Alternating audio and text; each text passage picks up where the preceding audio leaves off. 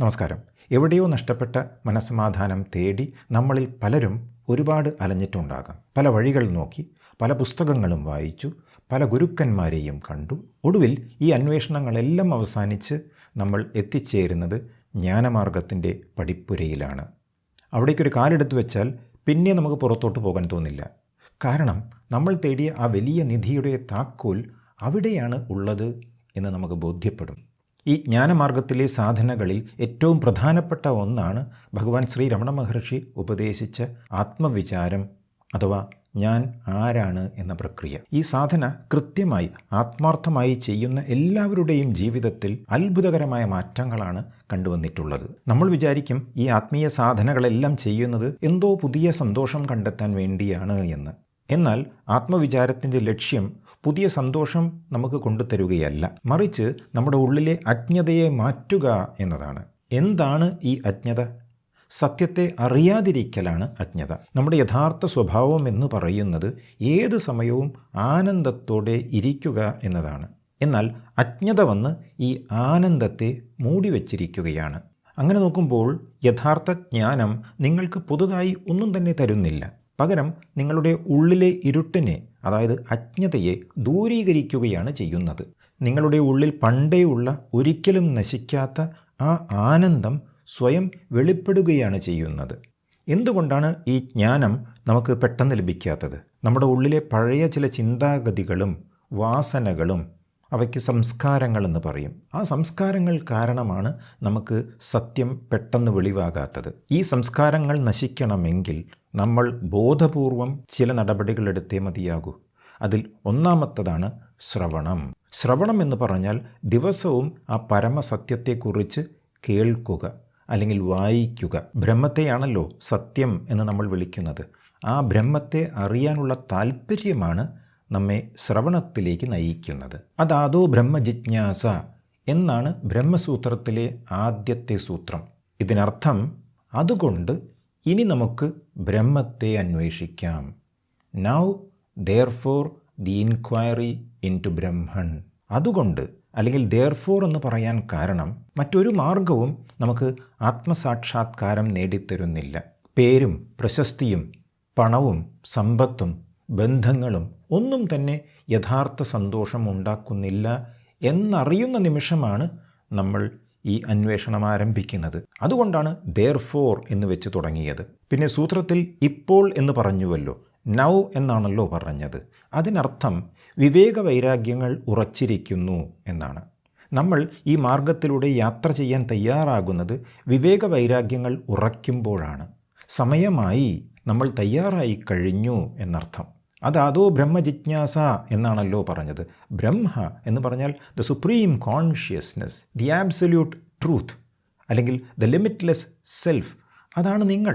ആ ബ്രഹ്മത്തെ അറിയാനുള്ള താല്പര്യം, ജിജ്ഞാസ, അതായത് നിങ്ങൾക്ക് യഥാർത്ഥ നിങ്ങളെ അറിയാനുള്ള താല്പര്യമാണ് ബ്രഹ്മജിജ്ഞാസ.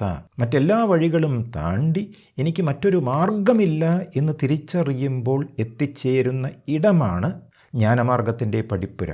ആ ബ്രഹ്മജിജ്ഞാസയുള്ള വ്യക്തി മാത്രമേ ശ്രവണത്തിലേർപ്പെടുകയുള്ളൂ. പിന്നെ ശ്രവണം കഴിഞ്ഞാൽ രണ്ടാമത്തത് മനനമാണ്. കേട്ട കാര്യങ്ങൾ അല്ലെങ്കിൽ വായിച്ച കാര്യങ്ങൾ ആഴത്തിൽ വിചാരം ചെയ്യലാണ് മനനം. ഈ കേട്ട കാര്യങ്ങൾ ശരിക്കും സത്യമാണോ? ഇത് സത്യമാണ് എന്ന് നമുക്ക് എങ്ങനെയാണ് സ്ഥാപിക്കാൻ കഴിയുക? ഇപ്പോഴത്തെ എൻ്റെ അവസ്ഥയനുസരിച്ച് എത്രത്തോളം ഈ കേട്ട കാര്യങ്ങൾ സത്യമാണ് എന്ന് എനിക്ക് ഉൾക്കൊള്ളാൻ സാധിക്കും? ഇതേക്കുറിച്ച് ചിന്തിക്കുമ്പോൾ എന്തെല്ലാം സംശയങ്ങളാണ് എൻ്റെ മനസ്സിലേക്ക് കടന്നു വരുന്നത്.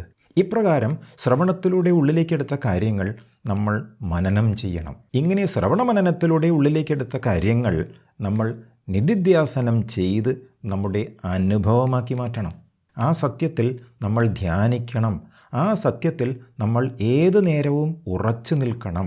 അങ്ങനെ ആ ബ്രഹ്മത്തിൽ ലയിച്ചിരിക്കാൻ നമ്മെ സഹായിക്കുന്ന ഉത്തമമായ ഒരു പ്രക്രിയയാണ് ആത്മവിചാരം അഥവാ സെൽഫ് എൻക്വയറി.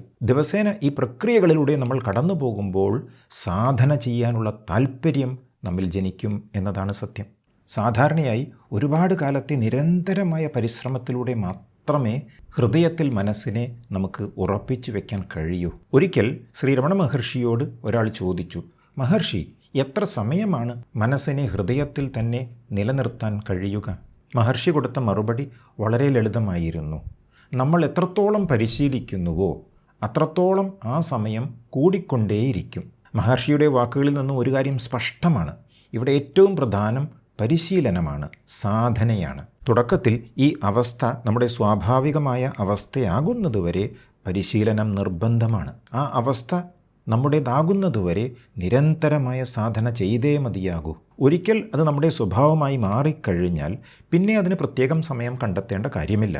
കാരണം ഒരിക്കൽ നമുക്ക് ആ അവസ്ഥ സിദ്ധിച്ചു കഴിഞ്ഞാൽ പിന്നെ ജീവിച്ചിരിക്കുന്ന ഓരോ മുഹൂർത്തവും സാധന പോലെ തന്നെ കരുതേണ്ടതാണ്. പക്ഷേ അതുവരെ സാധന ചെയ്യാൻ നമ്മൾ അനുയോജ്യമായ സമയം കണ്ടെത്തേണ്ടതുണ്ട്. എത്ര സമയം ഇരിക്കുന്നു എന്നതിനേക്കാൾ പ്രധാനം ഇരിക്കുന്ന സമയത്ത് നമ്മുടെ മനസ്സിൻ്റെ ഗുണനിലവാരം, ക്വാളിറ്റി ഓഫ് മൈൻഡ് എങ്ങനെയുണ്ട് എന്നതാണ്. എപ്പോഴാണ് സാധന ചെയ്യാൻ ഏറ്റവും നല്ല സമയം? പുലർച്ചെ നമ്മുടെ ദിവസം ആരംഭിക്കുന്നതിന് മുമ്പുള്ള നേരം നല്ല ഒരു സമയമാണ്. പിന്നെ ഉച്ചയ്ക്ക് ഒരു ചെറിയ ഉറക്കത്തിന് ശേഷം മനസ്സ് ഫ്രഷായിരിക്കുന്ന സമയവും നല്ലതാണ്. രാത്രി ഉറങ്ങാൻ പോകുന്നതിന് മുമ്പുള്ള നിശബ്ദമായ സമയം ആത്മവിചാരത്തിന് അനുയോജ്യമാണ്. പിന്നെ നമ്മുടെ ദിവസേനയുള്ള പ്രാർത്ഥനകൾക്കോ നാമജപങ്ങൾക്കോ ശേഷം ചെയ്യാവുന്നതാണ്. പ്രകൃതിയിൽ ശാന്തമായ ഒരു നടത്തത്തിന് പോയി വന്ന ശേഷം നിങ്ങൾക്ക് ആത്മവിചാരം ചെയ്യാം.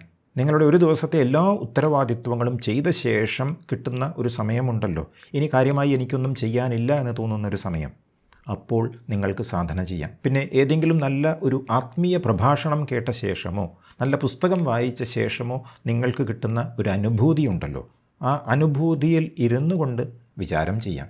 എന്നാൽ ഈ പറഞ്ഞ എല്ലാ സമയങ്ങളെക്കാളും മികച്ച ഒരു സമയമുണ്ട്. അത് പ്രത്യേകിച്ച് നമ്മൾ പ്ലാൻ ചെയ്തു വെച്ചതല്ല. ഒരു കാരണവുമില്ലാതെ നമ്മുടെ ഉള്ളിൽ ശാന്തത നമുക്ക് അനുഭവിക്കാൻ കഴിയുന്ന നേരമുണ്ട്. ആ പ്രത്യേകമായ നിമിഷം തനിയെ സംഭവിക്കുന്നതാണ്. അപ്പോൾ നമുക്കൊരു പുസ്തകവും വായിക്കേണ്ട, ഒരു പ്രഭാഷണവും കേൾക്കേണ്ട, ഒന്നിനും ഒരു തിരക്ക് തോന്നുന്നില്ല, ആരോടും സംസാരിക്കാൻ തോന്നുന്നില്ല, പ്രത്യേകമായി ഒന്നും ചെയ്യാൻ തോന്നുന്നില്ല. എങ്കിലും നിങ്ങളുടെ ഉള്ളിൽ ആ സന്തോഷവും സമാധാനവും നിലനിൽക്കുന്നുണ്ട് എന്ന ബോധ്യം നിങ്ങൾക്കുണ്ട്. ഓർക്കണം, ആ സമയം ദൈവം അല്ലെങ്കിൽ പ്രകൃതി നമുക്ക് സാധന ചെയ്യാൻ വേണ്ടി ഒരുക്കി വെച്ച സുവർണാവസരമാണ്. ആ സമയം ഒട്ടും പാഴാക്കരുത്. നിങ്ങളുടെ ബാക്കി എല്ലാ കാര്യങ്ങളും മാറ്റിവെച്ച് ആ സുവർണാവസരം നിങ്ങളുടെ സാധനയ്ക്ക് വേണ്ടി ഉപയോഗിക്കണം. നിങ്ങളുടെ ഉള്ളിലേക്ക് തിരിയാൻ വേണ്ടി ദൈവം ഒരുക്കി വെച്ച സുവർണാവസരമാണ് അത് എന്ന് തിരിച്ചറിഞ്ഞ് സാധനയിലേക്ക് തിരിയണം. ഇത് നിത്യവും ചെയ്തു പോന്നാൽ നിങ്ങളുടെ ആത്മീയ യാത്രയിൽ വലിയ മുന്നേറ്റം വരുന്നതായി നിങ്ങൾ കണ്ടു തുടങ്ങും. മനസ്സ് കലുഷിതമായിരിക്കുന്ന സമയങ്ങളിൽ സാധന കൊണ്ട് വലിയ പ്രയോജനമില്ല. പ്രത്യേകിച്ചും ആത്മവിചാരം പോലെയുള്ള സാധന മനസ്സ് കലുഷിതമായിരിക്കുമ്പോൾ ചെയ്യാനും ബുദ്ധിമുട്ടാണ്. ആ സമയങ്ങളിൽ മറ്റു മാർഗങ്ങൾ സ്വീകരിച്ച ശേഷം മനസ്സിനെ ശാന്തമാക്കുകയാണ് വേണ്ടത്. മനസ്സ് ഒന്ന് ശാന്തമായി കഴിഞ്ഞാൽ വിചാരത്തിലേക്ക് തിരിയാം. നമുക്ക് പല കാരണങ്ങൾ കൊണ്ടുണ്ടാകുന്ന ടെൻഷൻ ഉണ്ടാകുന്ന സമയത്ത് നമ്മൾ വിചാരം ചെയ്യാൻ ശ്രമിച്ചാൽ എന്ത് സംഭവിക്കുമെന്നറിയുമോ? മനസ്സിനെ ബലം പ്രയോഗിച്ച് നമ്മൾ പിടിച്ചടക്കാൻ ശ്രമിക്കും. അങ്ങനെ ബലം പ്രയോഗിച്ച് മനസ്സിനെ പിടിക്കാൻ ശ്രമിച്ചാൽ വിജയസാധ്യത കുറവായിരിക്കും. ഒരു കർഷകൻ ഒരിക്കലും വലിയൊരു കൊടുങ്കാറ്റുള്ളപ്പോൾ വിത്ത് വിതയ്ക്കില്ല. മണ്ണ് ശാന്തവും ഈർപ്പമുള്ളതുമായി പാകപ്പെടാൻ കർഷകൻ കാത്തിരിക്കും. അതുപോലെ തന്നെയാണ് നമ്മുടെ സാധനയും. മനസ്സ് അസ്വസ്ഥമായിരിക്കുമ്പോൾ ആത്മവിചാരം ചെയ്യാൻ തുടക്കക്കാർക്ക് കുറച്ച് ബുദ്ധിമുട്ട് തന്നെയായിരിക്കും. മാത്രമല്ല, ശാന്തമായ മനസ്സിലെ ബ്രഹ്മത്തിൻ്റെ പ്രതിഫലനം നമുക്ക് അനുഭവിക്കാൻ കഴിയുകയുള്ളൂ. ഒരു തടാകത്തിലെ വെള്ളം ഒട്ടും അനക്കമില്ലാതെ ശാന്തമാകുമ്പോൾ ചന്ദ്രനെ നമുക്ക് തെളിഞ്ഞു കാണാൻ സാധിക്കും. ഇതുപോലെ തന്നെയാണ് നമ്മുടെ മനസ്സും. മനസ്സ് ശാന്തമാകുമ്പോൾ നമ്മുടെ സ്വത്വത്തെ നമുക്ക് തിരിച്ചറിയാൻ എളുപ്പമായിരിക്കും. അതുകൊണ്ട് സാധന ചെയ്യുന്നതിന് മുമ്പ് മനസ്സ് സ്വസ്ഥമാകാൻ അനുവദിക്കുക. സ്വസ്ഥതയുള്ള മനസ്സ് നിങ്ങൾക്ക് എപ്പോഴാണോ അനുഭവപ്പെടുന്നത് ആ സമയത്ത് സാധന ചെയ്യുക. ആത്മവിചാരം എന്ന് പറഞ്ഞാൽ ഒരു കടമ തീർക്കാൻ നമ്മൾ ചെയ്യുന്ന ഒന്നല്ല. ആത്മസാക്ഷാത്കാരം എന്നത് എവിടെയോ ദൂരെയുള്ള അല്ലെങ്കിൽ മരിച്ചു കഴിഞ്ഞ ശേഷം നേടാനുള്ള ഒരു ലക്ഷ്യമല്ല. അത് നിങ്ങളുടെ ഉള്ളിൽ ഈ നിമിഷം ഇപ്പോൾ നിലനിൽക്കുന്ന യഥാർത്ഥ സ്വത്തയാണ്. അതിനെ മൂടിയിരിക്കുന്ന അജ്ഞതയുടെ ആ കർട്ടൻ മാറ്റി നിങ്ങളുടെ ആനന്ദം തിരിച്ചറിയാൻ ദിവസവും കുറച്ച് സമയം ആത്മവിചാരത്തിനായി മാറ്റിവെക്കുക. പുറത്തുള്ള ലോകം എത്രയൊക്കെ പ്രലോഭിപ്പിച്ചാലും എത്രയൊക്കെ അസ്വസ്ഥമാക്കിയാലും നിങ്ങളുടെ ഉള്ളിലേക്ക് തിരിയാൻ നിങ്ങൾ കാണിക്കുന്ന ആ ഒരു ചെറിയ മനസ്സ്, അതാണ് നിങ്ങളുടെ ജീവിതത്തെ മാറ്റിമറിക്കാൻ പോകുന്നത്. ആ മാറ്റം നിങ്ങളുടെ ജീവിതത്തിൽ അളവറ്റ സന്തോഷവും സമാധാനവും പ്രദാനം ചെയ്യുമെന്ന കാര്യത്തിൽ യാതൊരു സംശയവുമില്ല. അതുകൊണ്ട് ഒട്ടും സമയം കളയാതെ ഇന്നു മുതൽ, ഈ നിമിഷം മുതൽ എല്ലാ ദിവസവും കുറച്ച് സമയം നമുക്ക് നമ്മുടെ ഉള്ളിലേക്ക് തിരിയാൻ വേണ്ടി മാറ്റിവെക്കാം. ഒത്തിരി സ്നേഹത്തോടെ നന്ദി, നമസ്കാരം.